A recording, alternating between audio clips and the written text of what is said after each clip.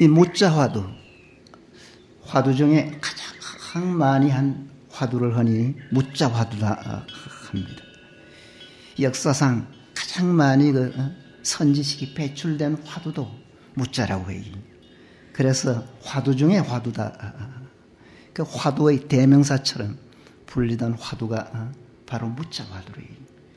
그래서 대해선님 당시에는 이 무자 화두로 어떤 선원에서는 전 대중이 참고했다는 그런 이야기도 있습니다. 어쨌든 화두하면 무자하면 화두의 대명사처럼 불려지던 화두가 바로 무자 화두래요. 그 무자 화두는 어떻게 나왔느냐?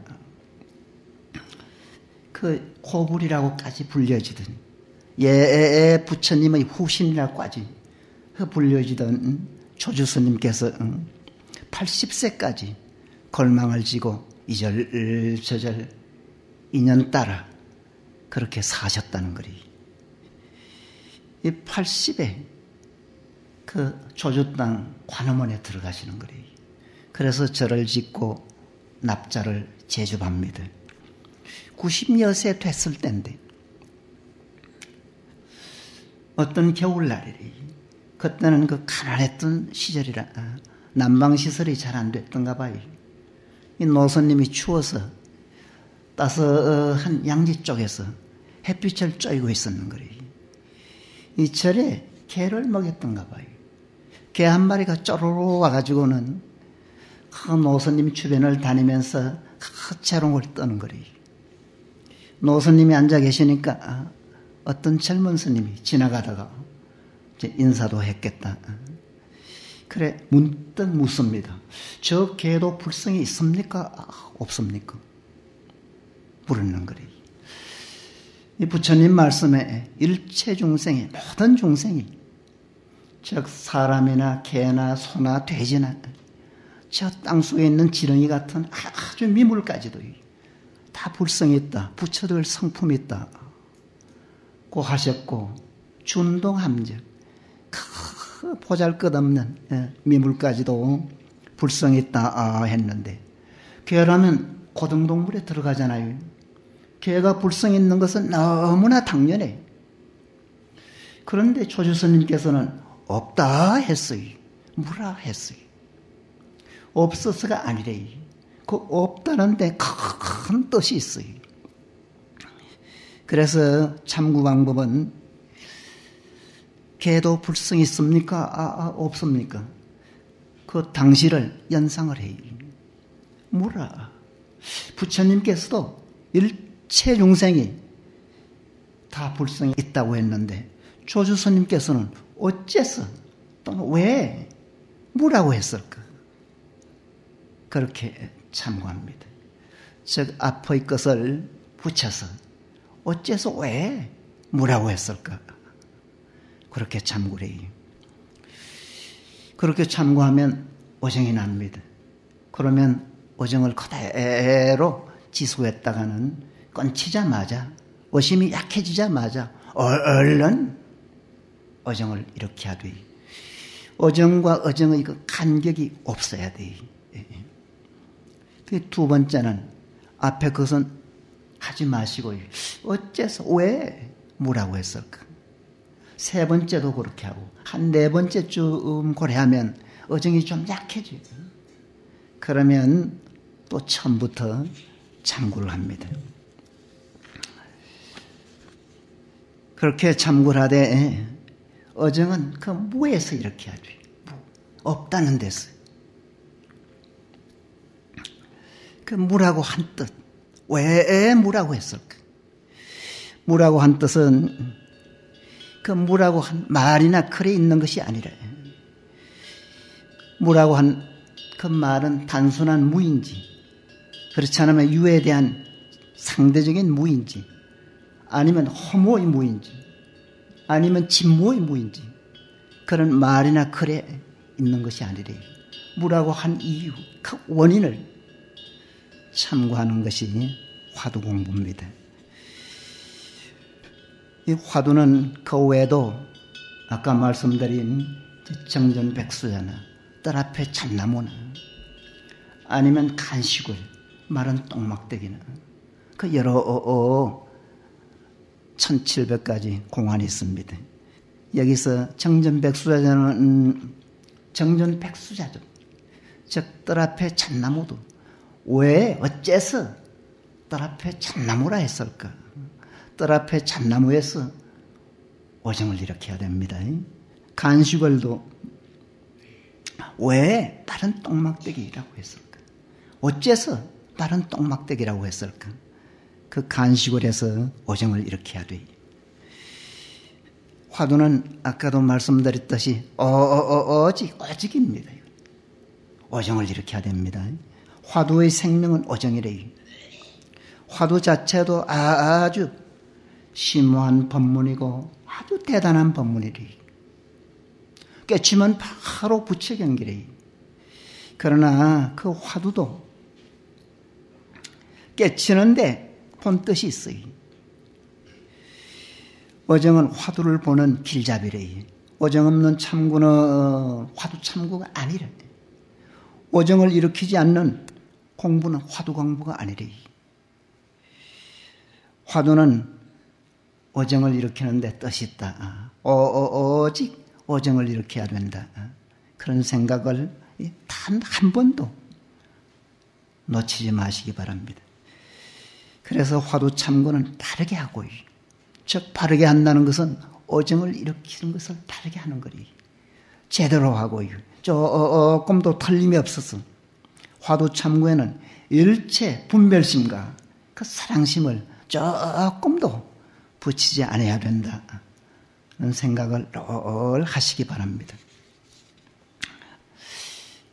옛날에 그 중국에 앙산 스님이라는 아주 대단한 스님이 있었어요.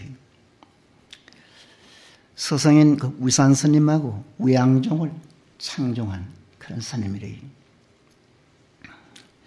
그 스님은 참 불가와 인연이 있는 분이라 9살 때 중국 광주에 화엄사라는 그런 절이 있었는데 거기에 통스님이라고 아주 큰 스님이 계셨던가 봐요. 그 스님 앞으로 출가를 했어요. 그 어린 아들이 그래 출가를 하니까 부모 마음이 그렇게 아팠는 거예요. 그래서 14살 때 그 아들을 데리고 집으로 돌아갑니다.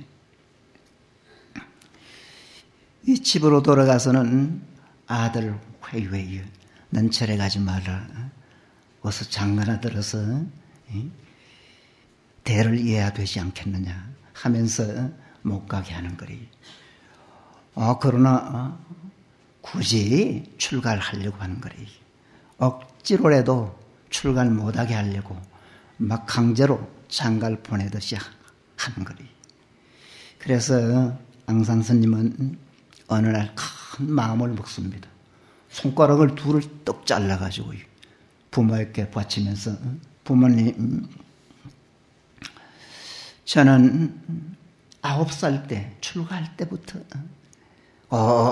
스님이 되겠다는 그런 결심을 했습니다.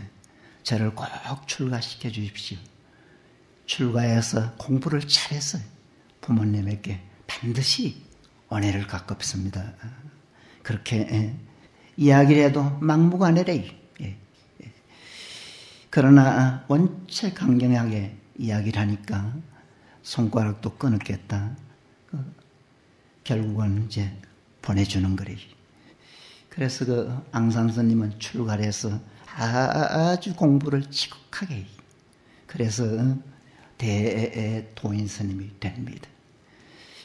그 흔히 발심은 앙산 스님처럼 해야 된다.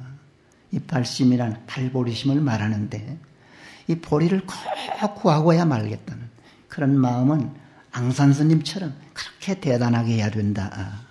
그렇게 이야기할 정도로 아주 대단한 그런 그 발심을 해서 스님이 되신 그런 그 스님이 계셨습니다. 한 40여 년 전인데 부산 그 범어사에서 설봉 항몽 스님이라고 계셨는데 그 스님이 그 출가할 때는 좀 기구한 사연이 있었던가 봐요. 이 약혼녀가 있었는 거예요. 약혼녀를 아주 사랑했는 거예요. 그래서 그 사랑하다가 어떻게 그 참 운명인지 그 여인이 죽는 거예요. 그래서 그 설봉스님은 그 여자의 시체를 일주일간 막 껴안고 울고 또 울고 또 울었다는 거예요. 그러고는 화장을 해서 이북에 청천강이라고 있습니다. 그 강물에 띄우고는 출가를 합니다. 그 인생의 무상을 참으로 느껴서 출가해서는 뭐 지독하게 아주 열심히 공부를 했는 거예요. 그래서 대도인이 됩니다. 여러분께서도 그런 앙상스님처럼 그렇게 대단한 발심을 하시기는 좀 어렵더라도 참으로 발심을 제대로 하십시오. 그런가 하면 설봉스님처럼 그렇게 무상을 느껴서 또 출가하듯이 그렇게 느끼시기는 좀 어려울 거래요. 그러나 이 몸뚱아리나 인생 자체는 아주 무상해요. 아주 허망합니다. 결국은 할 일은 이 공부뿐이다. 그런 이야기를 많이 해요. 아마 여러분께서도 이 공부가 참으로 익으면 잘했다. 정말 잘 들어왔다. 이것뿐이다 하는 것을 느끼실 날이 있을 거래요. 그래서 이 공부에 여러분의 모든 것을 바치듯이 참으로 애써보시라는 그런 말씀을 드리고 싶어요. 여러분께서는 인생을 그간 살아오면서 괴로움이나 그 슬픔이나 후회와 그 한을 많이 맛보았을 거래요. 어떨 때는 괴로워서 큰 눈물을 뚝뚝 흘리면서 며칠 밤을 막 뽀얗게 지새우면서 괴로움을 느꼈을 그럴 때도 있었을 테고, 어떨 때는 그 설봉스님처럼 울고 또 울고 또 운 그런 일도 있었을지 모르겠어요. 어떤 분은 이 자기가 이 괴롭게 잘 살지 못한 것이, 남보다 성공하고 출세 못한 것이 그렇게 그 괴롭고 부끄럽고 얼굴을 들지 못해서 이 법당에 들어와서 큰 몇백 배, 몇천 배 아마추어를 하신 그런 분도 있을지 모르겠어요. 그런가 하면 참 이 세상을 잘못 산 것이 한이 됐어요. 한없이 울기도 하고 참 괴로워한 그런 분도 있을 거래요.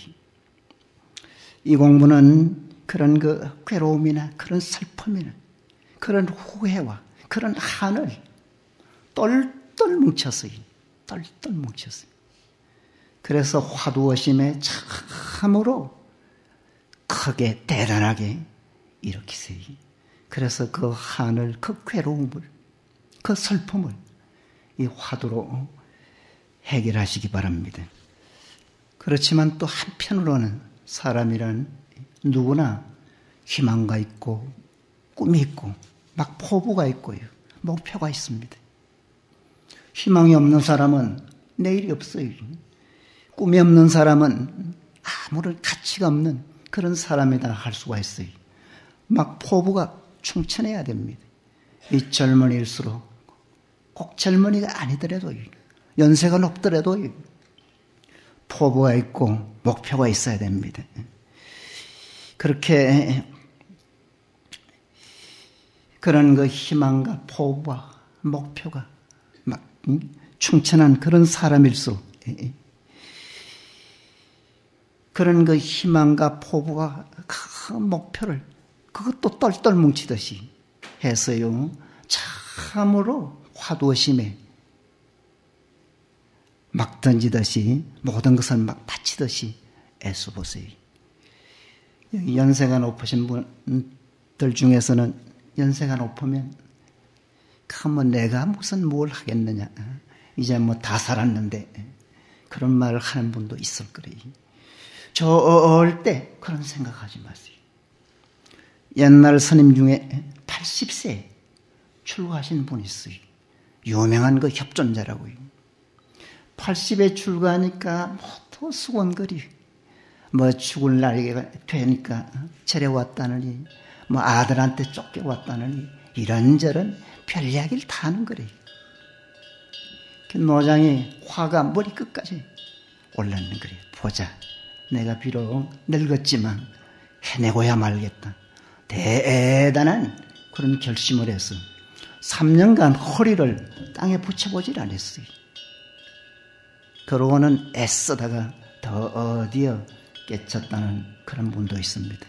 즉 관심에 따라서 참으로 발심만 하면 80에도 깨칠 수 있는 것이 이 공부라는 거예요. 그래서 서양의 어떤 분, 나는 내일 이 지구가 다 한다 하더라도 오늘 사과나무를 심겠다 한 그런 분이 있었잖아요. 그런 분처럼. 그런가 하면 선사들이 공부를 애쓰고 애쓰다가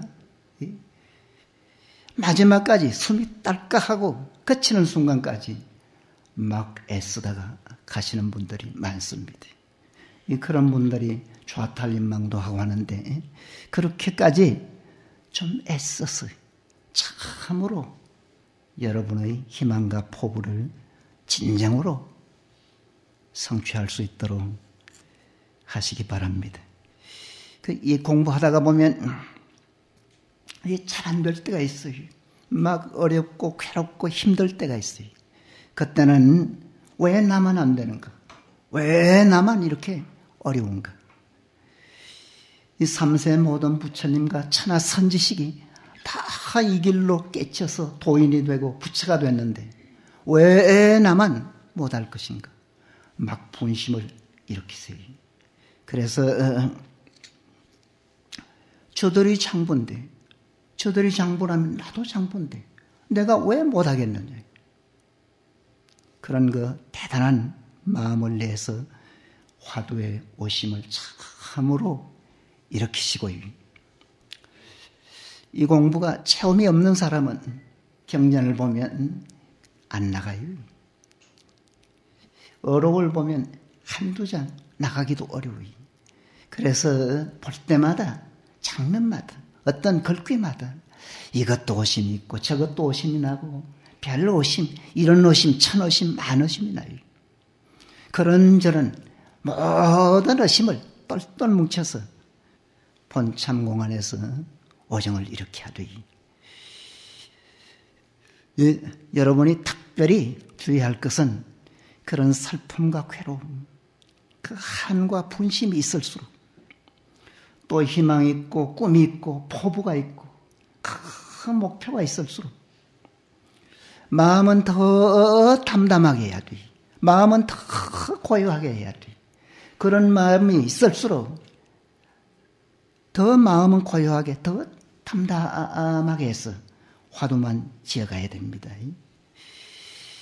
그래서 화두를 지극하게 아주 그래 간절히 그래 지어가되 이먹고 어째서 무라고 했을까? 어째서 마삼거니까? 화두를 들면 화두에 어정이 납니다. 어정이 나면 그대로 어정을 지소해요. 어정이 끊치자마자 바로 화두를 챙겨야 돼요. 어정이 끊치자마자 바로 챙기고 어정이 안 끊치더라도 어정이 아주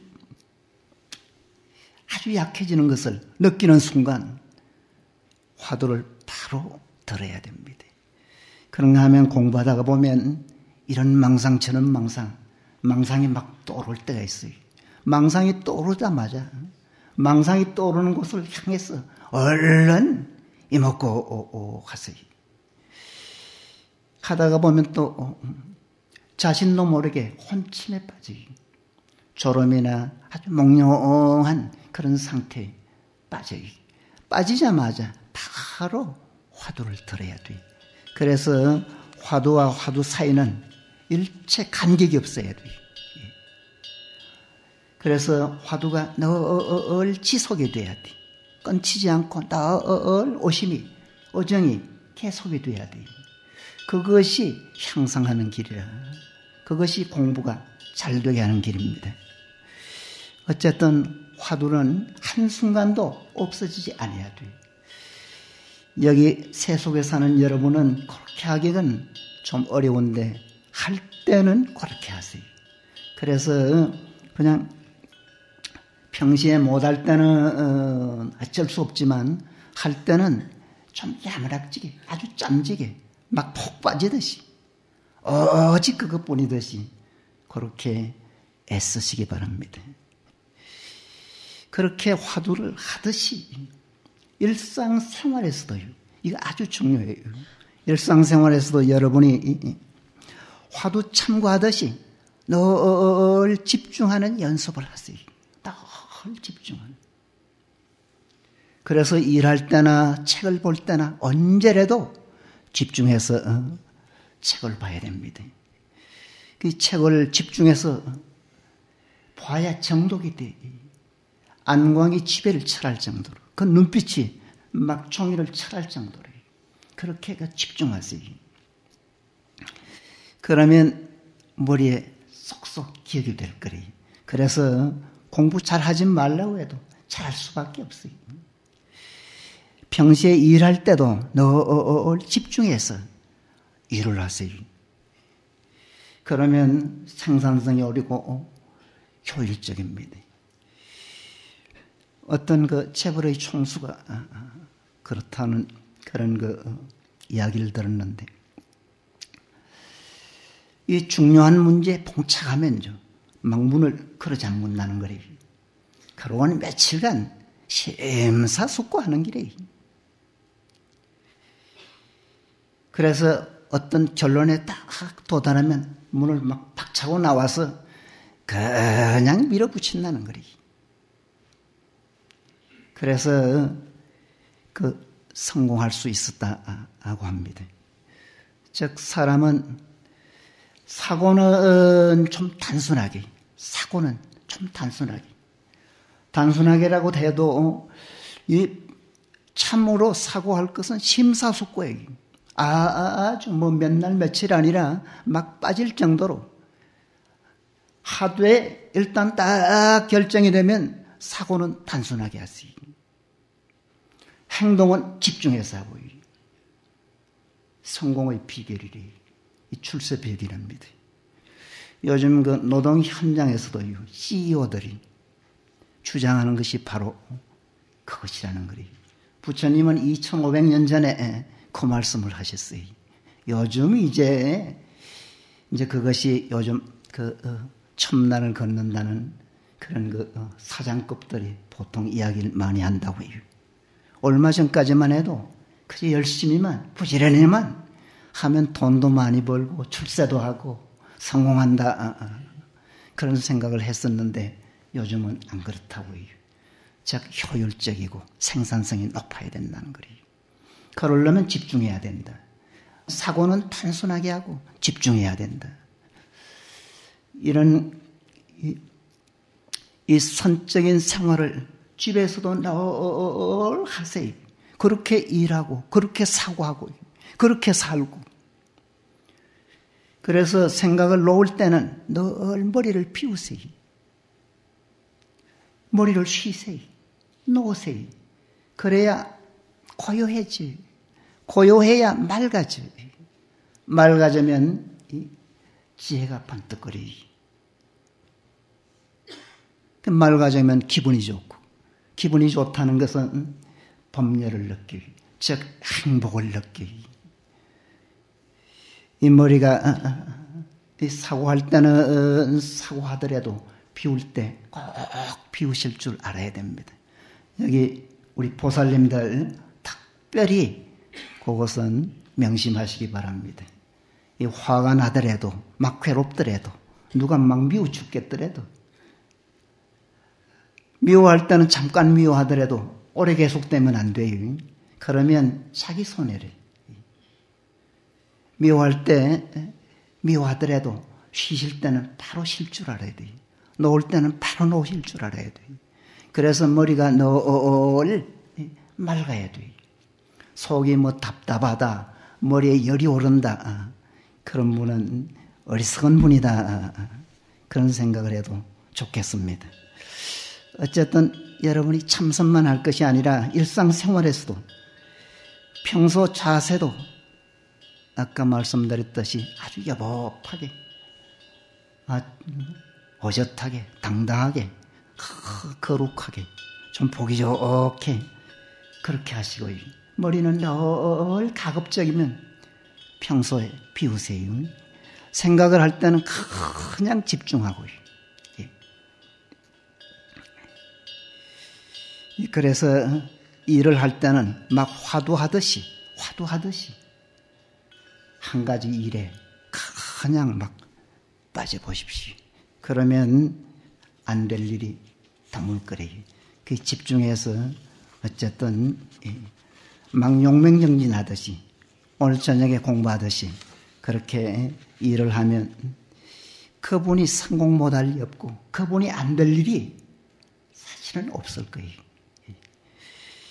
그래서 여러분이 이 추운데 여기까지 왔는데 요거 한 가지만이라도 집에 가서 늘 그렇게 생활하고 그렇게 사고하고 그래 집중해서 살면 큰 이익을 얻었다고 할 수가 있겠습니다. 여러분 중에 정진을 해서 이것뿐이다, 이건 안 할 수 없다, 그런 느낌이 든 분이 있지요? 그 정도 안 들면 공부했다 이야기할 수가 없어요. 이 공부는 해보면 오직 요것뿐이다, 이 이상이 없다, 할 일은 이 참선뿐이다, 그런 생각이 듭니다. 그럴 정도로 이거는 하라 마라 할 필요가 없어요. 안 하면 자기 손해래. 그런 대단함이 있는 것이 바로 참선이다, 그런 생각을 하시면서 오늘 저녁에 앉으실 때, 오늘 저녁뿐만 아니라 혹택에 가서도 앉을 때는 오늘 저녁 앉을 때처럼 그렇게 꼭 하세요. 착 앉거든 꼼짝 말아요. 꼼짝 말아요. 그 한 번 한 번에 여러분의 모든 것을 바쳐요. 오직 그것뿐이듯이. 그 작가가 그 작품을 그 온갖 정성을 다해서 그 작품을 만들듯이 그 화두 한 번 한 번에 여러분의 모든 것을 막 바치듯이 애쓰고 노력해봐요. 아니 화두가 안 된다, 뭐 이런저런 이야기를 많이 하는데 그런 분 치놓고 사실은 제대로 하는 분이 거의 없어요. 안 하니까 안 되는 거래. 정말 참으로 해보고 참으로 애써본 분은 그런 말 안 해요. 안 해보고 화두에 대해서 참 체험도 없으면서 뭐 이런저런 이야기를 많이 하는데 진정으로 한번 애써보세요. 여러분 자신을 던져봐요. 그러면 안 될 일이 없어요. 그래서 여러분은 참으로 던지면 대단한 것을 느껴요. 이 세상 전부를 내 것으로 만들 수가 있어요. 이 수행은 아주 차원이 높습니다. 이것은 여러분이 여기에 앉아 계시는 것만도 아주 자랑스럽다, 아주 대단한 그런 생각을 해도 좋아요. 즉 인간이 발견한 최상의 공부를 여러분이 하고 있는 거래요. 공부 중에 공부라. 이상의 공부가 없어요. 그건 어디 가도 떳떳하고 당당하게 이야기할 수가 있는 것이 이 공부니까 그렇게 되도록 반드시 노력하세요. 그래서 거기에서 인생에 참 행복을 느껴요. 몇 년 전에 이 발행이 된 책 중에 화라는 그런 책이 있었죠. 화는 사실은 화두참고법에서 보면 유치원생에 지나질 않아요. 유치원생만 돼도요, 화는 안 나요. 이 화두 참구가 참으로 좀 되는 그런 상태면 어쨌든 여러분 자신이 스스로 뿌듯한 그런 그 자만심을 충분히 느낄 수 있는, 그야말로 이 이상이 없다, 나 이상이 없다, 그런 것을 느낄 날이 머지않을 겁니다. 옛날에 어떤 깨친 분이 사흘이나 춤을 추더라는 거리. 그 얼마나 좋으면 사흘이나 춤을 추겠어요. 사흘이나 춤을 출 수가 있는 것이 바로 이 공부다, 그런 생각을 하시기 바랍니다. 급하다 이 일보다 급한 일 있으랴. 어찌 사람마다 버려두고 외면하는가. 나물 먹고 물 마시고 팔을 베고 자면서도 오늘도 이 사장 김 박사만 찾아 헤매는구나, 이상입니다.